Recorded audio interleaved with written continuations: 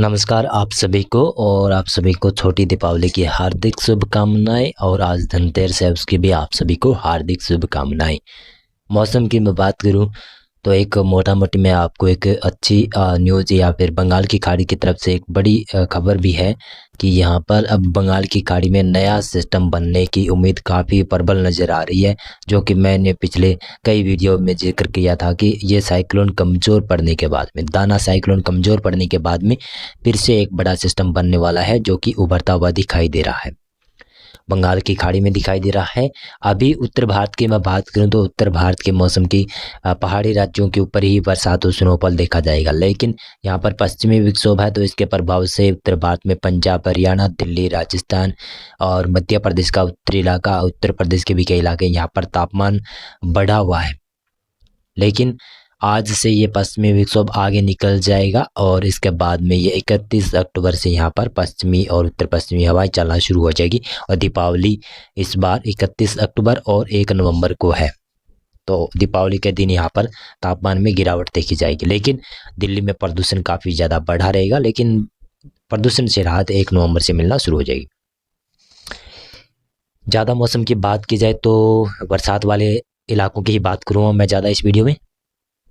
झारखंड, पश्चिमी बंगाल आज बरसात की संभावना है।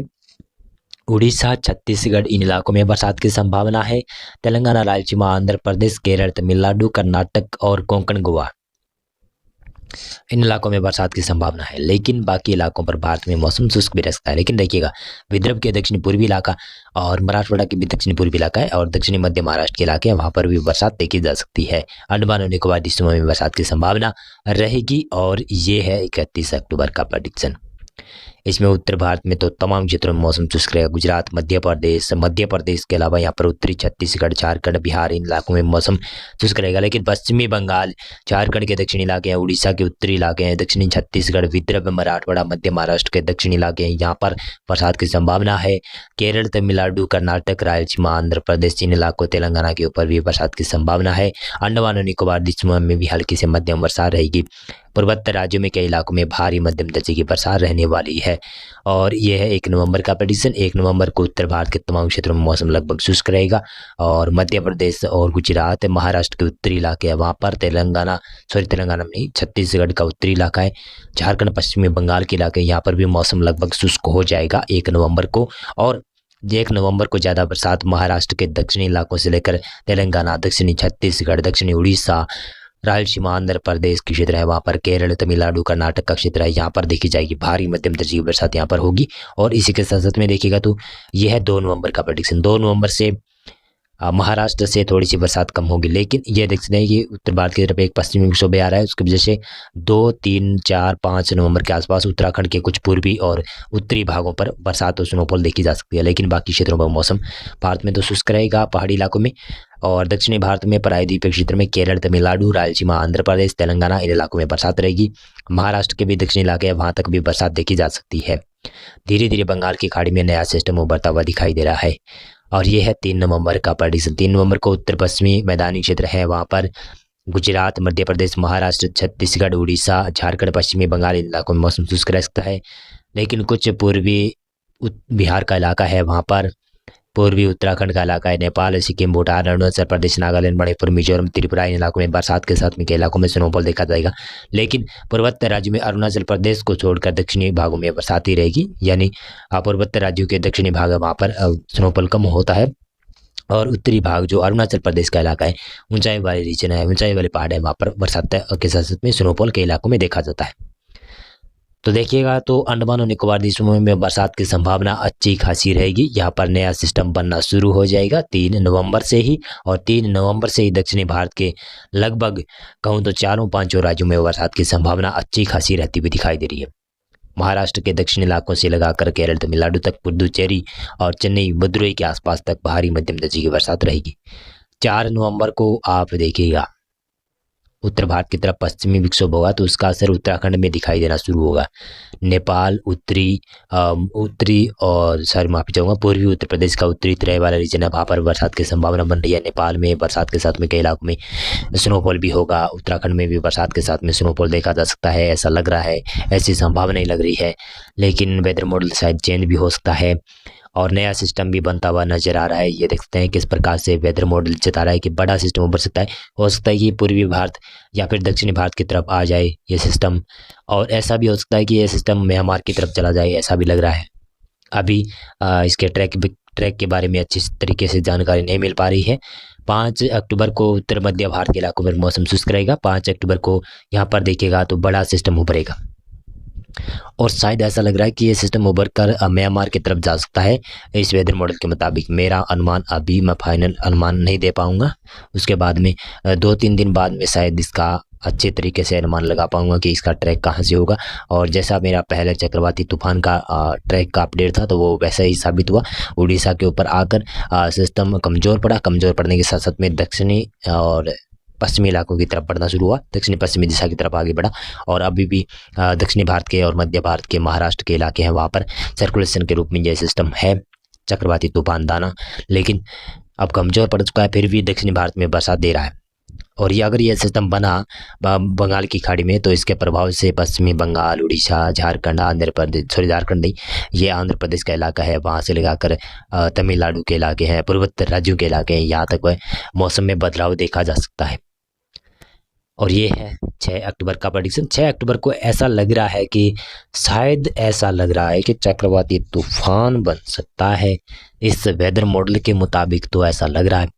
और कुछ कुछ हवाओं के भी जो वेदर मॉडल है ना वो भी इंडिकेट कर रहे हैं कि शायद बड़ा सिस्टम उभर सकता है, ऐसा लग रहा है। उभरेगा भी तो भी ये सिस्टम, ये वेदर मॉडल बता रहा है कि म्यांमार की तरफ ये सिस्टम पहुंच सकता है और ऐसा हो भी सकता है।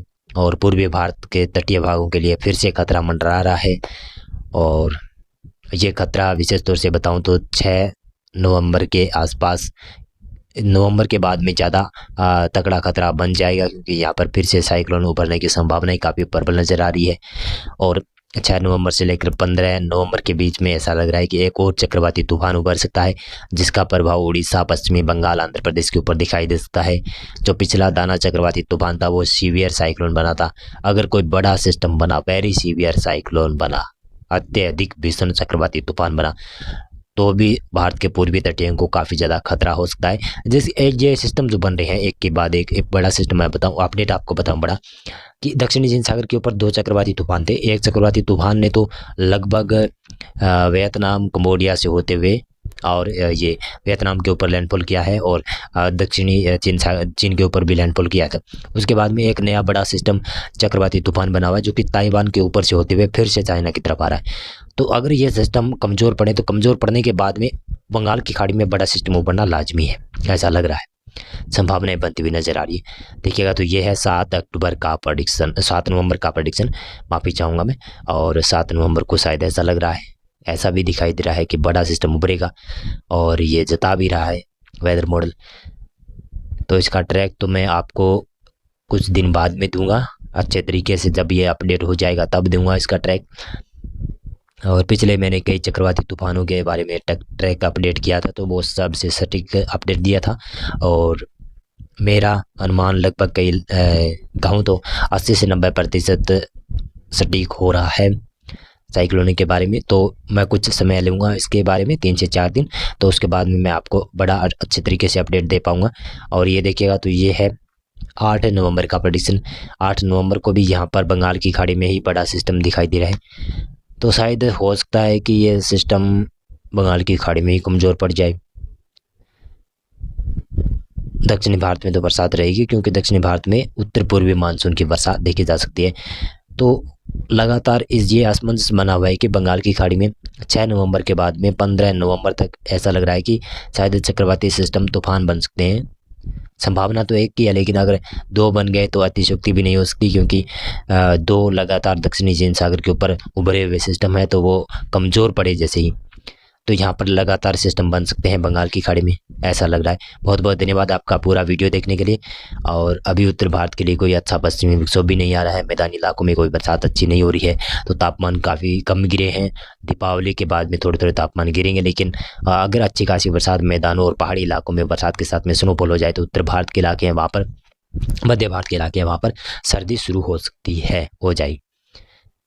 अभी कोई अच्छा अनुमान नहीं लग रहा है कि अच्छा कोई पश्चिमी विक्षोभ नहीं आ रहा है कि जिसकी वजह से पहाड़ी राज्यों में बरसात के साथ में स्नोफॉल हो, मैदानों में बरसात हो, तो अभी तक ऐसा दिखाई नहीं दे रहा है। दोपहर में उत्तर भारत में कई इलाकों में गर्मी काफ़ी ज़्यादा बढ़ जाती है। गुजरात और मध्य प्रदेश, राजस्थान, ये इलाके हैं ना, इन इलाकों में भी तापमान लगभग 40 डिग्री तक पहुंच जाता है दिन का तापमान कई इलाकों में, और रात्रि का तापमान तो लगभग 30 डिग्री के आसपास ही रहता है कई भागों में, जिसमें गुजरात हो गया, राजस्थान हो गया, मध्य प्रदेश होगा, और 30 से नीचे भी कई इलाकों में आ जाता है, 25 डिग्री तक भी आ जाता है। लेकिन जब तक अच्छी खासी बरसात नहीं होगी तो 20 से नीचे तापमान रात्रि का नहीं आने वाला है। अगर आएगा भी तो तापमान उत्तरी राजस्थान हो गया, उत्तरी मध्य प्रदेश हो गया, उत्तर प्रदेश के पश्चिमी इलाके हो गए, वहाँ पर नीचे आ सकता है 10 डिग्री। कई भागों में तो देखा जाता है कि सर्दी के महीनों में, विशेष तौर से 11वें महीने में यानी नवंबर और दिसंबर और जनवरी में, मैदानी इलाकों में तापमान लगभग रात्रि और दिन का तापमान 10 से 15 डिग्री तक रिकॉर्ड किया जाता है, और cold day cold wave condition बनती जाती है। लेकिन ऐसा अभी दिखाई नहीं दे रहा है, क्योंकि सर्दी शुरुआत भी हो चुकी है सर्दी की धीरे धीरे। अगर अच्छा खासा पश्चिमी विक्षोभ आया होता तो अभी तक लगभग तापमान कई इलाकों में गिर जाता, दिन का तापमान 25 या फिर 27 डिग्री तक रहता है, लेकिन अब दिन का तापमान 38, 39, 40 डिग्री तक जा रहा है। ऐसा नहीं होता, लगभग 10 डिग्री का तापमान में फ़र्क ज़्यादा पड़ जाता है। अब की बार लग रहा है अक्टूबर माह काफ़ी ज़्यादा गर्म रहा है अब की बार उत्तर भारत के लिए, मैं कह रहा हूँ।